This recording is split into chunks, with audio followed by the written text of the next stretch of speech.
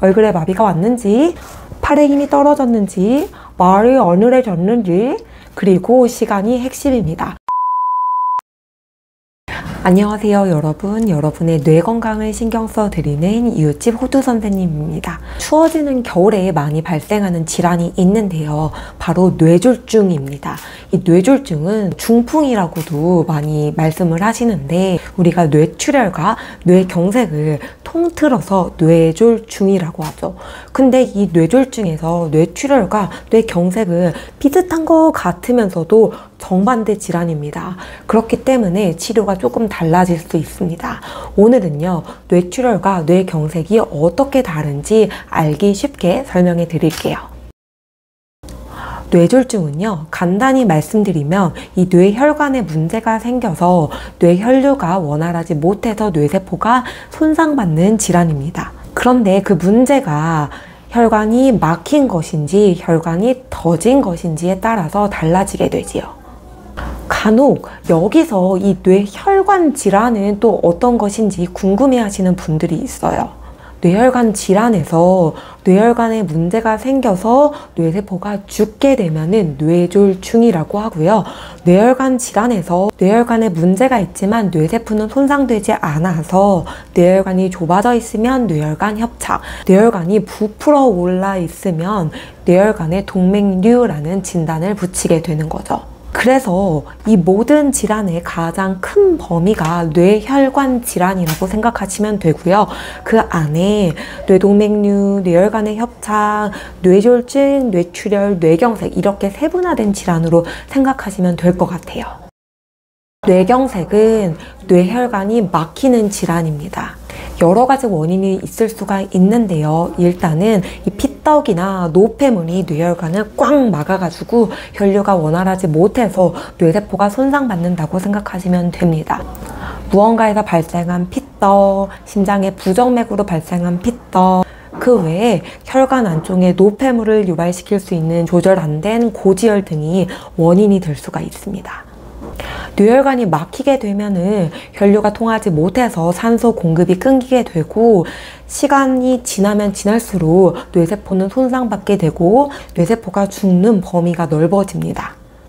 마치 수도관에 찌꺼기가 꽉 막혀서 수도가 흐르지 않아서 수돗물의 공급이 끊겼다고 생각하시면 될 것 같아요. 우리 환자분은 이틀 전부터 시작된 어지러움과 균형장애, 그리고 편측의 마비로 내원하셨습니다. 환자는 실제로 어지러움이 너무 심하시고 균형이 잡히지 않아 한쪽으로 기우는 신체 진찰상의 이상소견을 관찰할 수가 있었고, 그리고 MRI 검사 진행을 하였을 때 MRI상 이렇게 뇌교 부분에 급성 뇌경색이 확인되어서 치료하였던 분이었습니다. 뇌출혈은요, 뇌혈관이 터지면서 뇌세포에 손상을 일으켰다고 생각하시면 되겠습니다. 조절 안 된 고혈압이 가장 큰 원인이 되겠고요. 혈압이 수축기 180이 넘게 되면 이런 뇌출혈의 위험성이 엄청 높아지는 거죠. 혈관이 순간적으로 팡 터지면서 엄청난 두통과 의식 저하를 유발하게 되고, 그러면서 뇌에는 피가 고이게 되고 일종의 혈종이 뇌의 압력을 증가시키면서 뇌에는 뇌부종이 진행되면서 의식 또한 더 나빠질 수 있는 큰 결과를 초래하게 됩니다.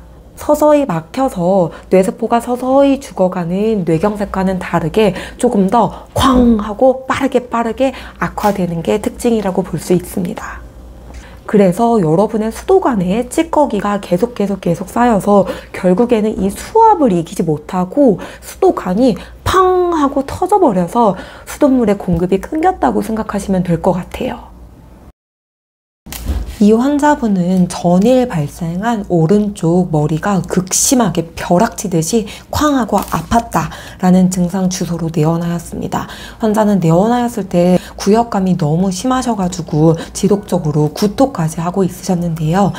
CT 검사 진행하였고, CT 검사상 이렇게 오른쪽 측두부 쪽으로 해서 왼쪽과는 다르게 부종이 관찰되고, 측두 쪽으로 뇌출혈 발생하여서 혈종 고인 것이 확인되었던 분이었습니다.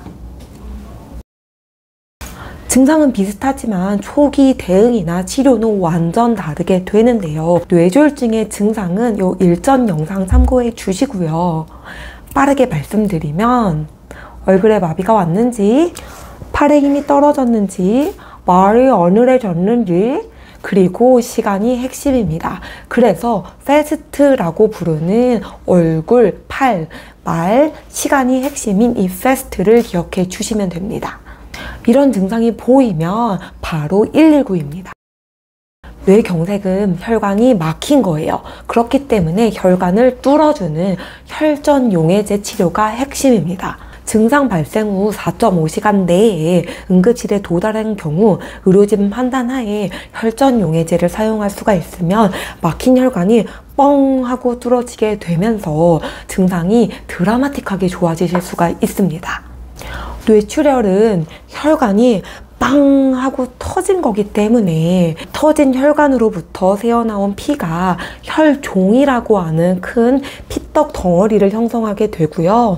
빠르게 이 혈종을 제거해줘서 후유증이 남지 못하게 해주는 수술을 진행하는 것이 치료의 핵심이 되겠습니다. 때로는 혈종 자체가 작으면 수술적 치료를 하지 않고 그냥 피떡을 말려주는 치료를 하기도 합니다.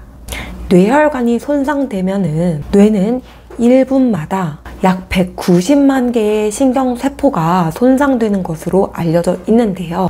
우리 한국 사람은 정말 빨리빨리를 좋아합니다. 영국 옥스포드 사전에는 이 빨리빨리가 한국의 문화로 소개가 되고 있을 정도인데요. 가끔은 조급함에서 느긋함의 여유를 느껴보심이 필요할 때가 있지만 뇌졸중에선 이 한국인의 빨리빨리가 생명입니다. 하지만 조급한 빨리 보다는 조금 더 침착하게 응급실을 외쳐주세요.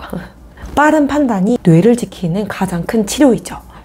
뇌출혈과 뇌경색은 정말 다른 질환이지만 공통적으로는 이 초기의 빠른 인지와 빠른 대처가 환자의 좋은 예후를 결정합니다. 오늘 내용 꼭 기억하시고요. 뇌졸중의 초기 증상 아직도 잘 모르겠다 하시는 분들은 저희의 일전 영상 참고해 주세요. 저희 영상 아래에 공유하기 버튼 누르셔서 가까운 가족과 가까운 친지, 정말 친한 친구분께 널리 전달해 주세요. 오늘 저희 유튜브 영상 속 MRI, CT 사진 기억하시나요? 어떤 환자는 MRI로, 어떤 환자는 CT로 진단을 했지요. 우리 다음 시간에는 같은 영상 검사인데 어떤 경우에 어떤 검사로 진단을 해서 대처를 하는지, 무엇이 다른지 여러분들의 궁금함을 해결해 드릴게요. 오늘 내용도 유익하셨다면 좋아요, 구독, 알림 설정까지 눌러주시고 다음 시간에는 더 유익한 내용들로 만날게요. 안녕.